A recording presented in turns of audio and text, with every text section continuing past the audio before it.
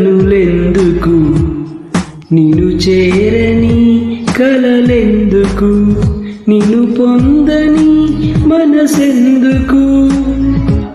నువ్వుంటే చాలు వేరేమి లేకున్నా, నీకంటే సొంతం లేనే లేరన్నా.